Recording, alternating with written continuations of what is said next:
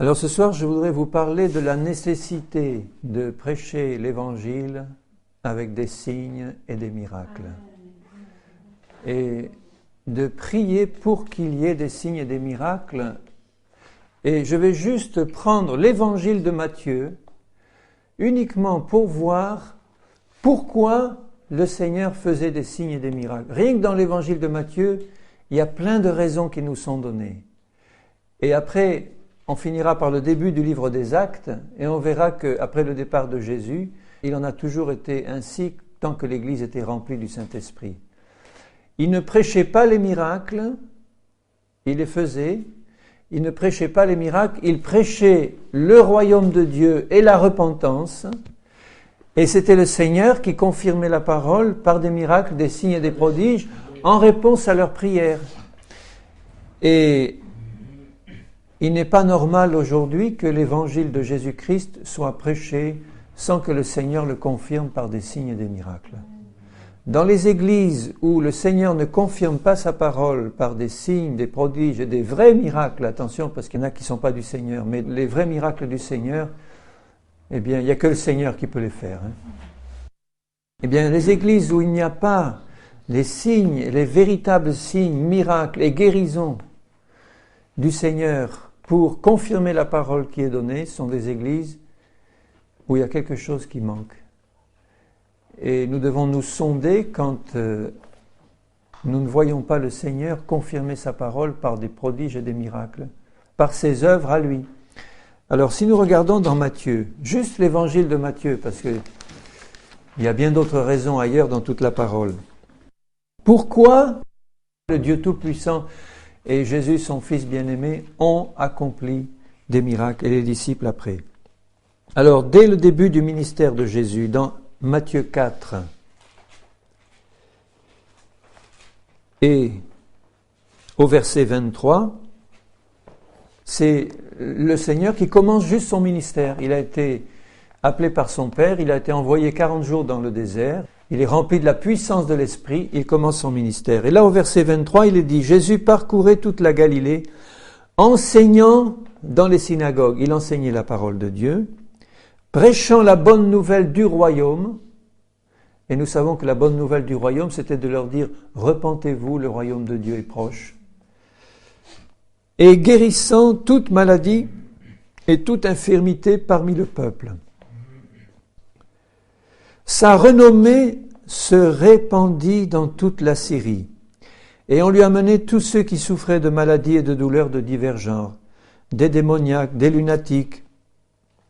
Ce qu'ils appelaient les lunatiques, à ce temps-là, c'est ce que nous, on appellerait aujourd'hui ceux qui sont dans les hôpitaux psychiatriques, c'est ça.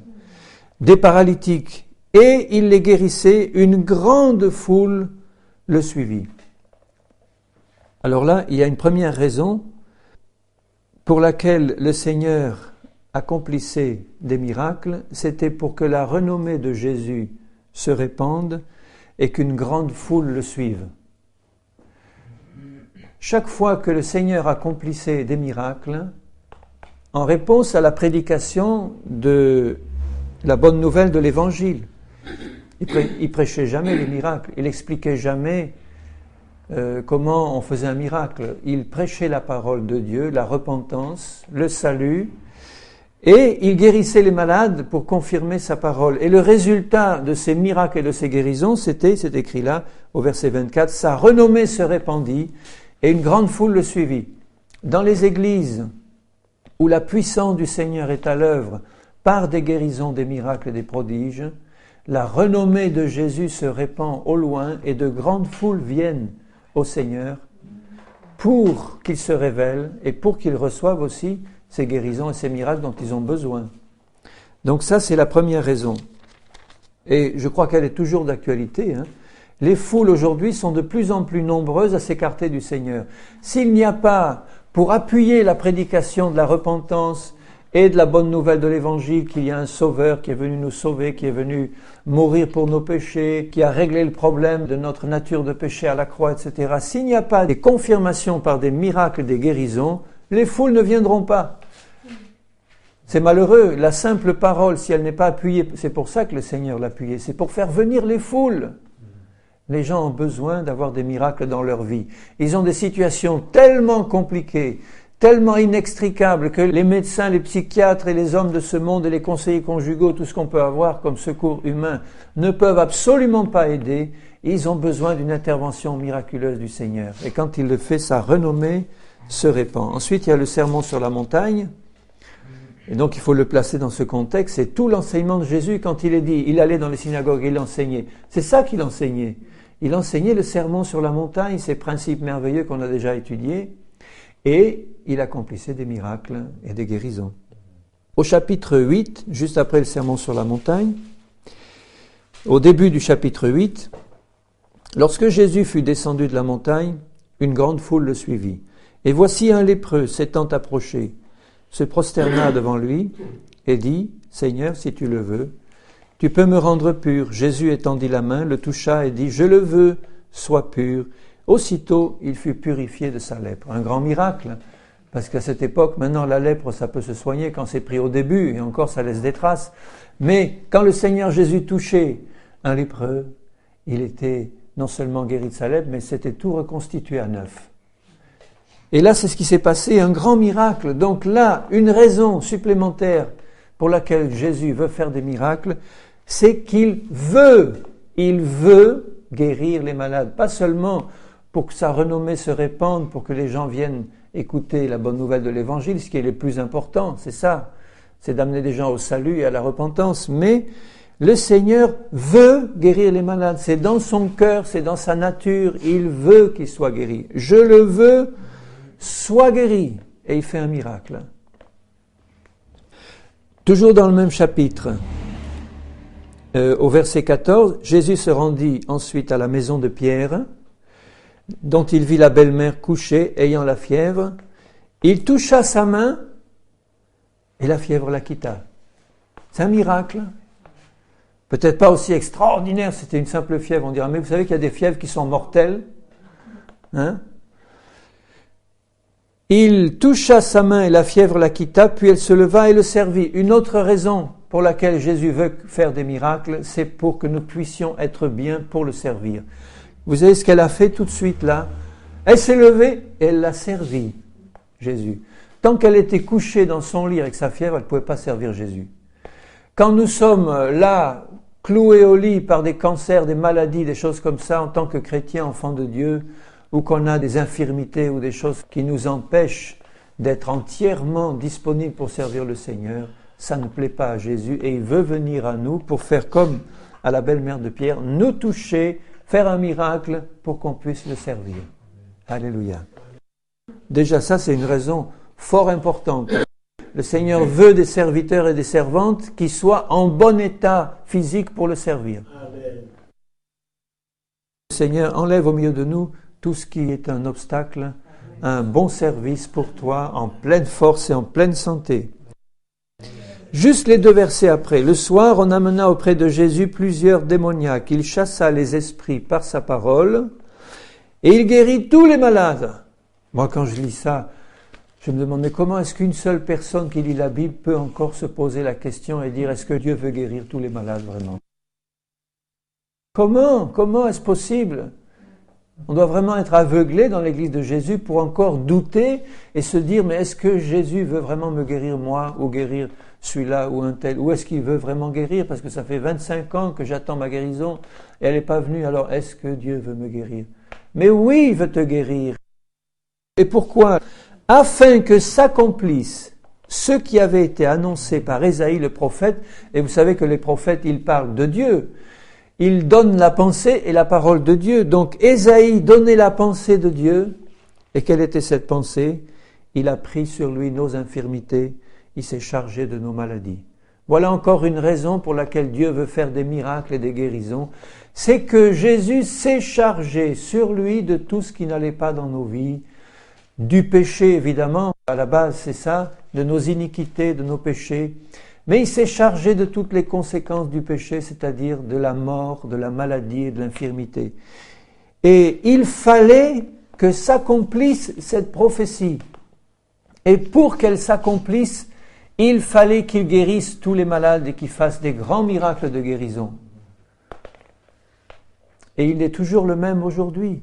Le Seigneur Jésus s'est chargé, quand il était il y a 2000 ans sur la croix, de toutes nos maladies, pas seulement d'il y a 2000 ans, mais aujourd'hui, et jusqu'à son retour. Et jusqu'au dernier moment, d'avance, il s'était chargé de nos maladies, de nos faiblesses, de nos infirmités physiques, de nos maladies, qu'elles soient du corps, de l'âme, de l'esprit. Tout ça, il s'en est chargé. Et c'est pour ça que ce soir-là, devant la porte de Pierre, il a guéri tous les malades pour que s'accomplisse la parole de Dieu. Et n'oubliez pas que quand un malade n'est pas guéri, quand un malade meurt dans sa maladie, eh bien c'est un échec pour Dieu. Dieu le prend comme un échec personnel, surtout quand c'est un enfant du Seigneur, parce que sa volonté c'était de le rétablir. Et il s'est passé quelque chose qui a bloqué la volonté du Seigneur, de même que Dieu veut que tous les hommes soient sauvés. Et nous savons qu'il y en a beaucoup qui meurent sans être sauvés. Eh bien, c'est un échec pour le Seigneur qui d'avance a porté. C'est pas lui qui est responsable de cet échec, mais ça veut dire que lui qui voulait sauver, il a été empêché par quelque chose. Et par quoi il a été empêché, nous le savons. Par la désobéissance et par l'incrédulité de ceux qui ne veulent pas recevoir ce qu'il vient donner. Alors pour la maladie, c'est pareil. Quand nous savons dans notre cœur que Dieu veut faire un miracle dans notre vie, pour se glorifier, pour que sa renommée se répande, pour qu'on puisse se servir, et là, pour accomplir la prophétie qui s'est chargée de toutes nos infirmités, ça enlève tous les doutes de nos cœurs. Seigneur, si tu veux me guérir, c'est pas parce que je suis meilleur que les autres, ou parce que je suis ton chouchou, ou parce que tu as un plan spécial pour moi, ou que je suis l'heureux gagnant de la loterie. Il n'y a pas de loterie au ciel, c'est pas vrai. Il n'y a que des hommes et des femmes qui croient à la parole du Seigneur. Et si tu crois, tu vas pouvoir ouvrir la porte au Seigneur pour qu'il fasse un miracle. Et là, il va confirmer sa parole. L'Évangile. Un peu plus loin, dans Matthieu, au chapitre 9 et au verset 20, « Voici une femme atteinte d'une perte de sang depuis 12 ans. » La pauvre, elle a dû souffrir.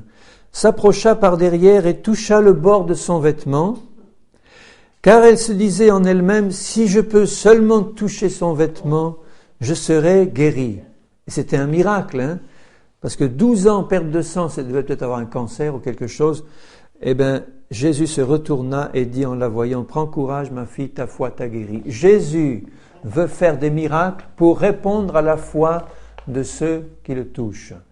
Il veut répondre à la foi de ceux qui le touchent et en réponse à cette foi, il fait un miracle, comme pour cette femme qui, à l'instant même, à l'heure même, a été guérie. Alléluia. Merci Seigneur. Tu veux toujours répondre à la foi de ceux qui t'approchent de toi. Toujours dans le même chapitre, au verset 35 du chapitre 9. Jésus parcourait toutes les villes et les villages, enseignant dans les synagogues, toujours. Vous voyez que l'accent principal du Seigneur, il n'était pas placé sur la guérison, il était placé sur l'enseignement et sur la prédication de la parole. Mais il guérissait quand même tous les malades. Faisons comme lui. Enseignant dans les synagogues, prêchant la bonne nouvelle du royaume et guérissant toute maladie et toute infirmité. Donc tout serviteur de Dieu, tout enfant de Dieu qui témoigne ou qui prêche la parole doit avoir dans son cœur la pensée du Seigneur qui est de confirmer cette prédication de la parole par des guérisons et des miracles au moment même où il est en train de prêcher. Et s'il ne le fait pas, il manque quelque chose à son ministère. Son ministère n'est pas complet, il ne traduit pas pleinement la pensée du Seigneur. Il doit s'en repentir devant le Seigneur et dire « Seigneur, je veux non seulement prêcher la bonne nouvelle du royaume et de la repentance, mais en ton nom, guérir les malades et accomplir des miracles en ton nom. Parce que c'est toi qui le veux et tu veux te servir de moi. » Et juste après, verset 36, voyant la foule, il fut ému de compassion pour elle parce qu'elle était languissante et abattue comme des brebis qui n'ont pas de berger. Et au verset 1er du chapitre 10, puis, donc c'est la constatation qu'il vient de faire, il y a tellement de brebis languissantes. Ayant appelé ses 12, il leur donna le pouvoir de chasser les esprits impurs, de guérir toute maladie et toute infirmité. Pourquoi ? Parce que Jésus, autre raison, est ému de compassion pour tous ceux qui souffrent et qui sont languissants et abattus. Jésus est rempli de compassion. Il ne veut pas simplement se contenter de faire des miracles pour prouver sa gloire, pour montrer qu'il est le Messie et pour appuyer le message de la parole de Dieu, mais il est rempli de compassion pour ces foules et composé d'individus. Pour chacun individuellement, il est rempli de compassion, pas seulement pour la foule en bloc, mais pour chacun en particulier. Et c'est pour ça qu'il a envoyé ses disciples pour, je lis un peu plus loin, au chapitre 10 et au verset 7, il leur dit donc, après les avoir équipés de ce pouvoir miraculeux qui est le sien, il leur dit, allez prêcher et dites, le royaume de Dieu est proche. Guérissez les malades, ressuscitez les morts, purifiez les lépreux, chassez les démons. Vous avez reçu gratuitement, donnez gratuitement. Donnez quoi? Donnez le royaume de Dieu. Vous l'avez reçu, et le royaume de Dieu, c'est la présence même du Seigneur. Donc, une autre raison qui est indiquée là, il dit, allez prêcher, guérissez les malades. Pourquoi? Pour dire aux gens, le royaume de Dieu est proche. Il est tout près de vous, là. Et vous avez reçu ce royaume, vous, gratuitement, donnez-le gratuitement. On ne peut pas garder pour nous ce que Dieu nous a donné. Dieu nous a donné le royaume, et ce royaume consiste à prêcher la repentance et à prêcher le Messie ressuscité, et à guérir les malades, à purifier les lépreux, à ressusciter des morts, sous la direction du Saint-Esprit qui veut le faire. Au chapitre 11, une autre raison qui est indiquée, au verset 2. Jean-Baptiste, ayant entendu parler dans sa prison des œuvres du Christ, lui fit dire par ses disciples, « Es-tu celui qui doit venir, ou devons-nous en attendre un autre ?» Et le pauvre, il passait par une période difficile, il était en prison, et là il a un moment de doute. Bon, il va faire demander à Jésus s'il est vraiment le Messie, alors qu'il était le premier à annoncer Jésus comme étant le Christ, le Messie.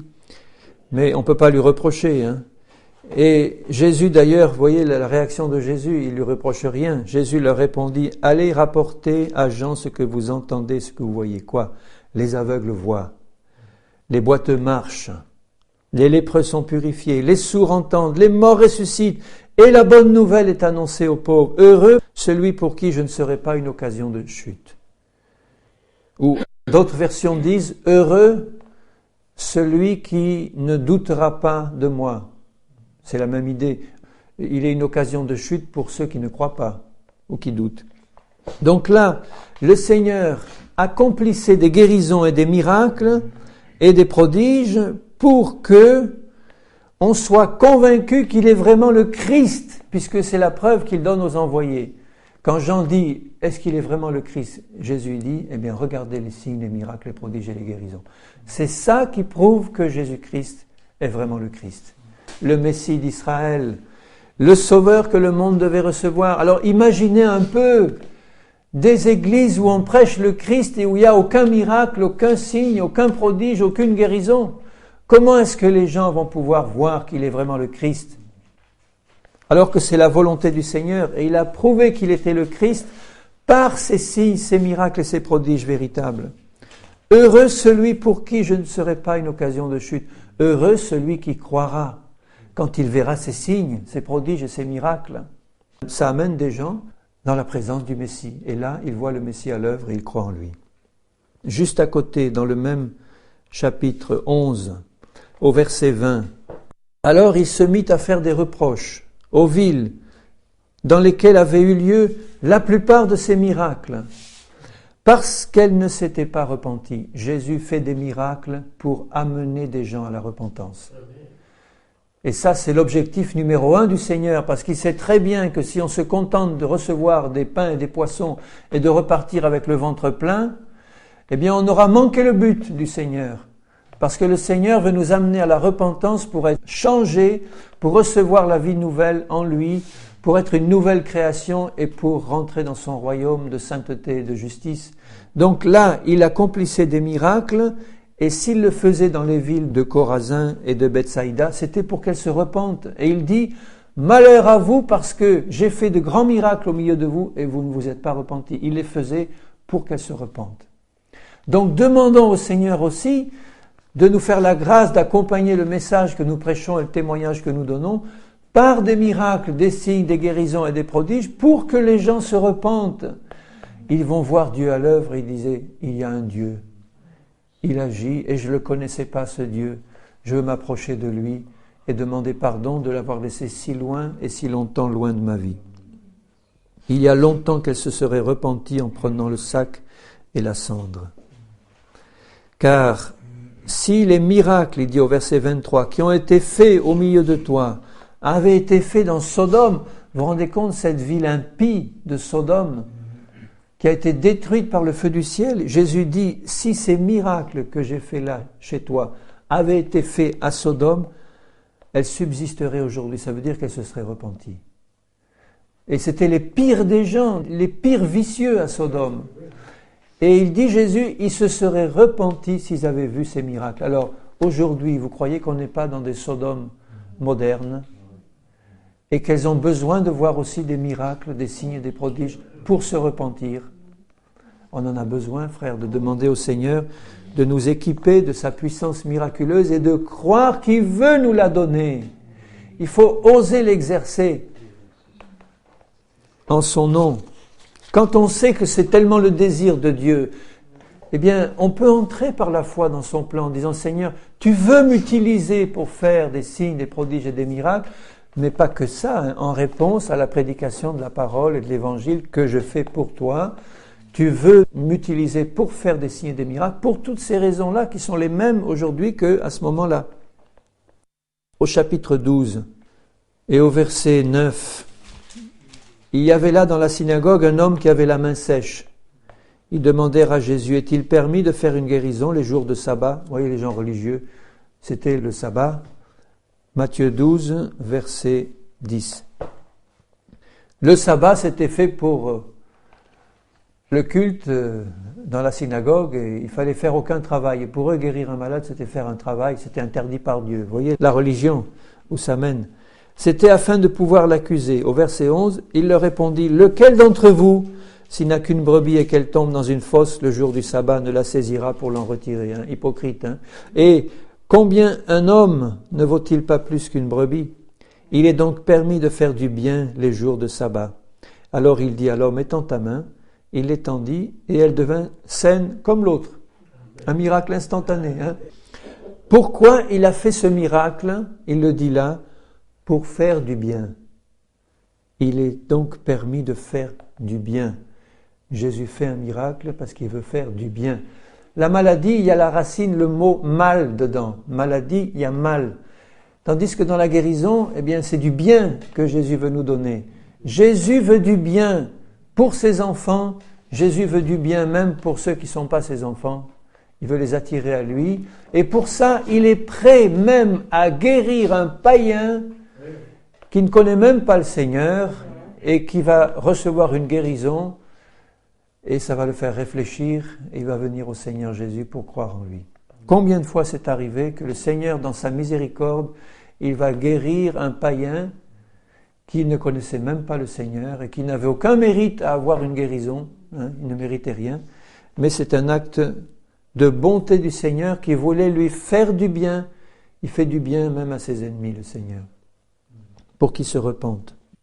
Et toujours au chapitre 12 et au verset 27, il était accusé, le Seigneur, de chasser les démons par Belzébuth, par les pharisiens qui étaient jaloux, qui chassaient rien du tout.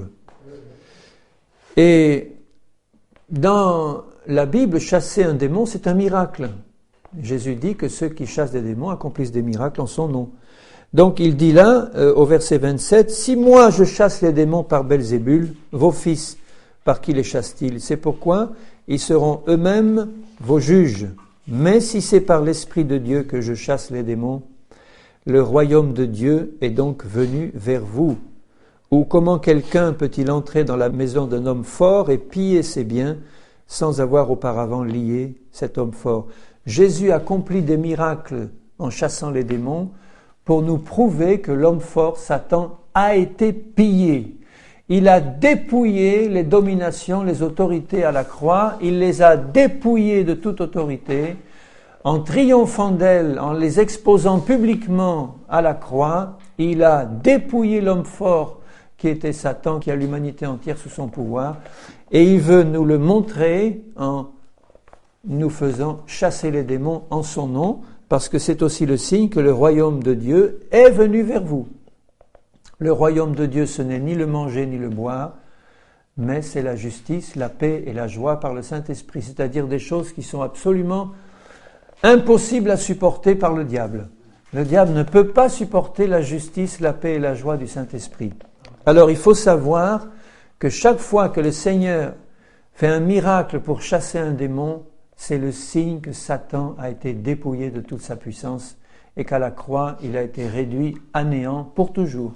Et il le sait, à nous de le savoir aussi. Église du Seigneur Jésus, il faut que tu le saches et que tu n'aies plus peur de Satan et de ses démons. Ils ont été vaincus. Quand tu discernes par le Saint-Esprit qu'il y en a un, tu peux y aller à fond et le chasser au nom de Jésus.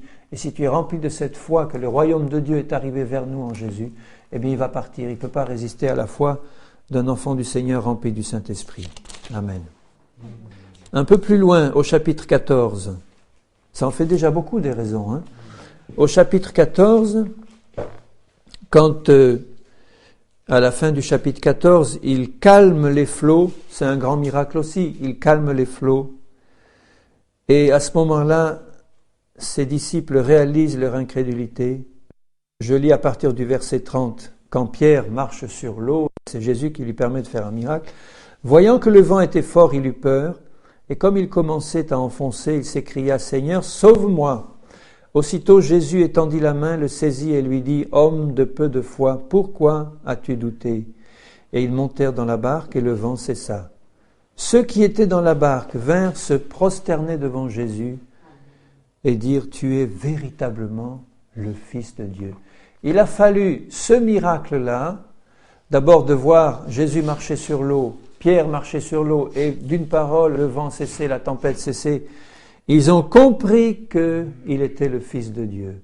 Il y a des gens qui ne vont pas comprendre, bien-aimés, que Jésus est le Fils de Dieu tant qu'ils n'ont pas vu un miracle. C'est comme ça. C'est ça. Les disciples, c'était des hommes comme nous. Il a fallu que Jésus se manifeste par ce miracle pour qu'ils se prosternent devant lui en disant « Tu es véritablement le Fils de Dieu ». Évidemment, cette révélation, ils l'ont reçue par le Saint-Esprit, mais le miracle les a fait réfléchir. Et ça a ouvert leur cœur à l'action du Saint-Esprit qui leur a montré qu'il se passait quelque chose de surnaturel, de divin. C'est Dieu qui était à l'œuvre. Tu es véritablement le Fils de Dieu. Au chapitre 15 de Matthieu, du verset 21 au verset 28, c'est l'histoire de la femme cananéenne qui venait de ces contrées et qui criait à Jésus pour qu'il délivre sa fille qui était restée à la maison et qui était possédée d'un démon. Et le Seigneur lui répond, il n'est pas bien, au verset 26, de prendre le pain des enfants et de le jeter aux petits chiens. Oui, Seigneur, dit-elle, mais les petits chiens mangent les miettes qui tombent de la table de leur maître. Alors Jésus lui dit, femme, ta foi est grande, qu'il te soit fait comme tu veux, et à l'heure même, sa fille fut guérie. Là, évidemment, la raison pour laquelle Jésus fait un miracle, c'est de répondre à la foi de la femme, comme on l'a vu pour un autre cas. Mais là, il y a aussi une raison supplémentaire qui est donnée, c'est que les délivrances et les miracles sont le pain des enfants de Dieu.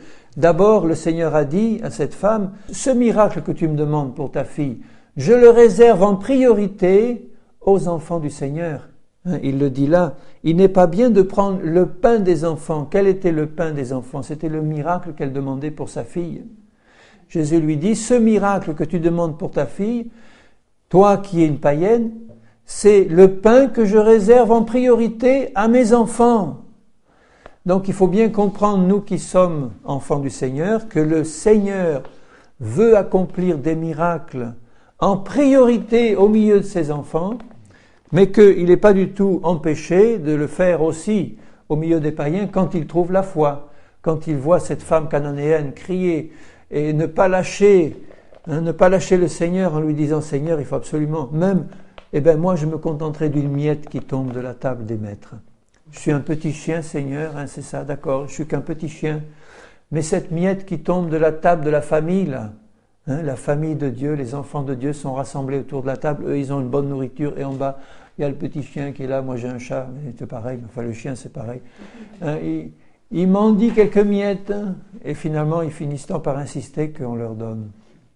Mais rappelons-nous que le Seigneur veut en priorité donner le pain du ciel, et ce pain, ce sont les miracles, les signes et les prodiges dont nous avons besoin en tant qu'enfants de Dieu. Mais vous voyez que tous les païens peuvent avoir accès à ces miracles, hein, et le Seigneur ne demandait qu'une chose, c'était le donner aussi à cette femme. Et juste après, au verset 29, Jésus quitta ces lieux, vint près de la mer de Galilée. Étant monté sur la montagne, il s'y assit. Alors s'approcha de lui une grande foule, ayant avec elle des boiteux, des aveugles, des muets, des estropiés, beaucoup d'autres malades. Ça devait être triste à voir. Hein? Le Seigneur devait avoir le cœur rempli de compassion, il devait pleurer devant ces foules. Alors vous vous rendez compte, une grande foule avec plein de malades, beaucoup. Et on les mit à ses pieds et il les guérit. Et je suis sûr qu'il les a tous guéris. Là, il n'est pas marqué tous, mais dans tant d'autres passages, il est marqué qu'il les a tous guéris, tous ceux qui étaient là et qui s'approchaient pour demander une guérison, de sorte que la foule était dans l'admiration de voir que les muets parlaient, que les estropiés étaient guéris, que les boiteux marchaient, que les aveugles voyaient, et elle glorifiait le Dieu d'Israël. Voilà encore une raison pour laquelle Dieu veut faire des miracles, des guérisons, pour que les foules glorifient le Dieu d'Israël. Parce qu'elles voient ces choses, elles comprennent que c'est de Dieu, et la foule est dans l'admiration. Et Dieu veut que son œuvre soit glorifiée. Il ne veut donner sa gloire à aucun autre. Il veut glorifier l'œuvre de Jésus-Christ. Il veut que l'admiration des foules vienne vers lui. Et là, c'était le cas. Comment ça a pu se faire? Par tous les miracles de guérison, les prodiges et les signes qu'il a accomplis là devant cette foule.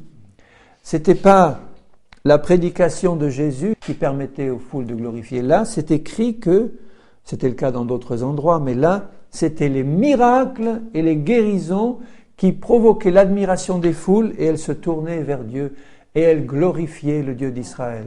Alors ne pense pas, chrétien mal enseigné, que c'est ta maladie qui va glorifier le Dieu d'Israël. Il y a des chrétiens qu'on enseigne tellement faussement, la puissance de Dieu est tellement loin de beaucoup de parties de l'Église que maintenant on les enseigne en disant, tu sais, si tu es malade, c'est un cadeau spécial de Dieu. Et tu vas pouvoir glorifier Dieu dans ta maladie. Tu vas pouvoir montrer à quel point tu restes fidèle au Seigneur, bien que souffrant atrocement. Et tu vas montrer aux autres à quel point tu supportes patiemment et bravement tes souffrances et tes douleurs. Il y en a même dans certaines religions chrétiennes qui disent, eh bien, je porte sur moi les souffrances des autres, je me charge des maladies des autres. C'est affreux alors que Jésus s'en est chargé. C'est même une abomination de penser comme ça. Une abomination. La seule manière de glorifier Dieu, c'est d'être guéri de sa maladie par la puissance du Saint-Esprit. Et là, on glorifie le Seigneur. Là, on ne peut pas faire autrement que dire, Seigneur, c'est toi qui es intervenu et je te glorifie de tout mon cœur. Recherchons cette puissance du Seigneur. Elle se manifestait dans le ministère de Jésus. Elle s'est manifestée dans le ministère des apôtres qu'il a envoyés avant même la Pentecôte. Elle s'est manifestée encore plus puissamment après la Pentecôte. Les raisons que je viens d'indiquer, là, elles se terminent par « et elle glorifiait le Dieu d'Israël ». Ça, c'est la plus belle des raisons. Que la gloire revienne au Seigneur Jésus. Et au début de la vie de l'Église, au début des actes des apôtres, à partir du moment où le Saint-Esprit est descendu sur eux et qu'ils ont été remplis et baptisés du Saint-Esprit, ça a été une vie de prodiges et de miracles pour l'Église. Constant, constant. Pas seulement des miracles de guérison, mais Philippe qui est transporté à 40 km par le Saint-Esprit, des résurrections de morts, toutes sortes de prodiges et de signes se manifestaient dans l'Église du début, et il faut qu'ils se manifestent dans l'Église de la fin, parce que Jésus revient bientôt. Et il veut encore attirer des âmes à lui par ces miracles et ces prodiges, pour toutes les raisons que nous venons de voir. Ici, au chapitre 4 des Actes des Apôtres. Ils sont traduits devant le Sanhédrin parce qu'ils ont guéri le boiteux à la porte du temple, à la belle porte. Vous vous rappelez ce miracle, Pierre et Jean qui entraient pour prier dans le temple. Il y avait là un boiteux de naissance et il s'approche de lui, il tend la main pour recevoir de l'argent et Pierre lui dit « Je n'ai ni argent ni or, mais ce que j'ai, je te le donne. Au nom de Jésus-Christ de Nazareth, lève-toi et marche. » Et d'un bond, il s'est levé, il est rentré en sautant et en chantant et en glorifiant Dieu dans le temple. C'était un miracle qui a attiré encore une fois la foule. De même que Jésus a attiré les foules par ces miracles-là, ils ont attiré toute la foule d'un coup. Évidemment, ils ont eu des persécutions, mais la foule est arrivée et ils ont dit « Mais croyez pas que c'est par notre puissance. Ce n'est pas par notre puissance, c'est par la foi dans le nom puissant de Jésus que ce nom-là a guéri ce malade. » Pour que vous puissiez comprendre et réfléchir que Jésus est vraiment le Seigneur et le Sauveur. Et ils leur font des menaces pour ne pas prêcher en ce nom-là dans Jérusalem. Ils n'en tiennent aucun compte parce qu'ils étaient remplis du Saint-Esprit et ils préféraient obéir à Dieu plutôt qu'aux hommes. Je lirai à partir du verset 27. Quand ils voient Pierre et Jean relâchés par le Sanhédrin, à qui on interdit, Pierre et Jean, on leur interdit de prêcher la parole, c'était une menace sérieuse parce qu'ils risquaient leur vie. Et là, au verset 27, il est dit « En effet, contre ton Saint-Fils Jésus que tu as oint, Hérode et Ponce Pilate se sont ligués dans cette ville avec les nations et les peuples d'Israël pour faire tout ce que ta main et ton conseil avaient arrêté d'avance. Et maintenant, Seigneur, vois leurs menaces et donne à tes serviteurs. » Alors quoi? De faire des miracles? Non, pas d'abord de faire des miracles. Donne à tes serviteurs d'annoncer ta parole avec une pleine assurance, c'est-à-dire une pleine foi en Dieu et en sa puissance. Donne à tes serviteurs d'annoncer ta parole avec une pleine assurance. Et quand ça c'est fait, à ce moment-là, tout de suite après, il ajoute, et en étendant ta main pour qu'il se fasse des guérisons, des miracles et des prodiges par le nom de ton Saint-Fils Jésus. Quand nous annonçons la parole de Dieu avec assurance, nous pouvons sans aucun problème demander à Dieu d'étendre sa main pour accomplir des signes, des prodiges et des miracles, et il va le faire parce que nous avons accompli la mission qu'il nous donnait d'annoncer l'Évangile avec puissance, avec foi et avec assurance. C'est ça que Dieu veut. Et lui, il confirme la parole par les miracles qui l'accompagnent.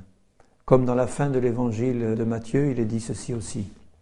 Et là, immédiatement, nous voyons les résultats de cette prédication au chapitre 5 et au verset 12. Beaucoup de miracles et de prodiges se faisaient au milieu du peuple par les mains des apôtres. Ils se tenaient tous ensemble au portique de Salomon. Aucun des autres n'osait se joindre à eux, mais le peuple les louait hautement. Amen. Le nombre de ceux qui croyaient au Seigneur, hommes et femmes, s'augmentait de plus en plus. C'était une foi vivante qui était à l'œuvre, un Dieu vivant qui agissait, qui se manifestait par toutes sortes de miracles, de guérisons et de signes et de prodiges. Le nombre de ceux qui croyaient au Seigneur, hommes et femmes, s'augmentait de plus en plus, en sorte qu'on a porté les malades dans les rues, qu'on les plaçait sur des lits et des couchettes, afin que lorsque Pierre passerait, son ombre au moins couvrit quelqu'un d'eux, et la multitude accourait des villes voisines à Jérusalem. Toujours pareil, comme dans le ministère de Jésus. La multitude accourait, pourquoi? Parce qu'il y avait des miracles, des signes et des prodiges. Et ils amenaient des malades et des gens tourmentés par des esprits impurs, et tous étaient guéris. Voilà. Ils ont prié le Seigneur, donne-nous d'annoncer ta parole avec assurance, sans aucune timidité. Pourquoi? Parce qu'elle est plantée dans nos cœurs. Nous avons compris par la révélation de ton esprit qui est Jésus, qu'est-ce qu'il est venu faire, qu'est-ce qu'il a fait de nous en lui, la vie nouvelle qu'il met dans nos cœurs, le message de la repentance qu'il veut apporter au monde. Il a placé ce message dans nos cœurs. Donne-nous de l'annoncer avec une pleine assurance. et étends ta main pour qu'il se fasse des miracles, des guérisons, il commence par dire des guérisons, des miracles et des prodiges, par le nom de ton Saint-Fils Jésus. La maison a tremblé, ils ont été remplis du Saint-Esprit parce que Dieu voulait exaucer cette prière. Et immédiatement après, on voit l'exaucement. Tous les malades étaient guéris et des foules entières venaient à l'évangile de Jésus-Christ. Et il en a été ainsi tant que l'Église est restée fidèle au Seigneur et remplie du Saint-Esprit. Et à chaque fois qu'il y a un réveil qui est accordé par le Seigneur en réponse à la prière de ses enfants, eh bien ça commence par rétablir le message de l'Évangile et de la repentance. Et dans tous les réveils véritables du Seigneur, le Seigneur agit pour restaurer aussi la puissance des guérisons, des miracles, des signes et des prodiges, parce que ce sont des choses qui glorifient le Seigneur et qui permettent aux âmes de s'approcher de lui et de recevoir sa grâce. Alors je voudrais arrêter le message à ce niveau-là et le mettre en pratique ce soir au milieu de nous. C'est-à-dire que nous allons simplement nous approcher du Seigneur pour faire cette prière qu'ils ont faite, de nous remplir de son assurance, de sa foi pour prêcher sa parole et témoigner autour de nous. Et nous allons lui demander d'étendre sa main pour qu'il se fasse des guérisons, des signes et des prodiges, au milieu de nous d'abord et autour de nous ensuite, partout, pour que des foules viennent à Jésus-Christ. Et ce soir, si nous avons des besoins à présenter au Seigneur, des maladies et des choses qui ne sont pas encore passées et parties, eh bien, approchons-nous, demandez la prière, nous allons prier ensemble pour vous, et Dieu va faire des miracles ce soir même, alléluia, croyons-le, il est toujours le même. Il faut oser. Vous savez, quelquefois, on n'ose pas prier pour quelqu'un parce qu'on craint que ça ne marche pas. Mais qu'est-ce qu'on a à perdre? On a toutes les promesses du Seigneur, et ça m'est arrivé de prier pour des gens et que ça n'a pas marché. Bon, et ça m'a fait poser des questions devant le Seigneur, mais je dis, Seigneur, je ne vais pas arrêter de prier pour les malades parce que j'en ai vu qui n'étaient pas guéris. Je vais au contraire insister devant toi, crier à toi pour que tu me donnes une onction plus grande, pour que tu purifies ma vie, que tu me remplisses, que tu me donnes davantage de foi. Qu'est-ce que j'ai à perdre si j'impose les mains à quelqu'un en ton nom et qu'il n'est pas guéri? Ma fierté, mon orgueil? Qu'on dise, ah ben lui, il prie pour les malades et ça ne marche pas. Quand on est crucifié dans le Seigneur, on ne s'attache pas à ces choses-là. On n'a pas besoin de s'attacher. On y va par la foi, et c'est en y allant par la foi que le Seigneur fait des miracles. Parce qu'il a dit dans Marc 16, voilà les signes, les prodiges, les miracles qui accompagneront ceux qui auront cru. En mon nom, ils imposeront les mains aux malades et ils seront guéris. En mon nom, ils chasseront les démons, etc. Et toute une série de miracles pour la gloire du Seigneur. Seigneur, je veux d'abord te remercier pour ta parole qui donne la foi. Et je te bénis parce que tu es toujours le même, Seigneur. Je te prie vraiment que ce soir, tu nous visites. Que dans ce moment de prière que nous allons faire ensemble, tu nous accordes l'onction de ton esprit, la puissance, la présence de ton esprit, et que tu puisses, Seigneur, nous renouveler dans ta parole, dans nos cœurs, dans l'assurance que tu nous donnes, dans la foi. Et aussi que tu nous accordes, Seigneur, de voir pour confirmer le témoignage que nous donnons des guérisons, des miracles, des signes, des prodiges pour glorifier ton nom. Seigneur, je te le demande de tout mon cœur. Seigneur, je veux m'humilier devant toi parce que je ne vois pas assez ces choses dans ma vie. Et je veux te demander, Seigneur, de me faire pleinement entrer dans ces choses, dans une annonce de ta parole tout entière, sans faille, sans douter, avec une pleine assurance, Seigneur, et en comptant sur toi pour que tu étendes ta main, qu'il se fasse des guérisons et des prodiges et des miracles. Je te remercie pour ce que tu nous as accordé déjà. Mais Seigneur, nous voulons voir ta gloire pleinement manifestée au milieu de nous. Seigneur, je te bénis de faire en nous et en moi ce travail de préparation et ce travail pour que nous puissions entrer pleinement dans les œuvres de Jésus-Christ, que nous puissions accomplir les œuvres que tu as accomplies et de plus grandes encore. Seigneur, fais ce travail ce soir parmi nous. Fais-nous avancer plus loin avec toi, Seigneur. Et glorifie-toi au milieu de nous, Seigneur. Remplis-nous de ta parole, de ton Esprit Saint. Renouvelle-nous tous ensemble. Seigneur, dans le nom de Jésus, je crie à toi et je t'en remercie, Seigneur. Je te bénis de tout mon cœur. Amen, amen.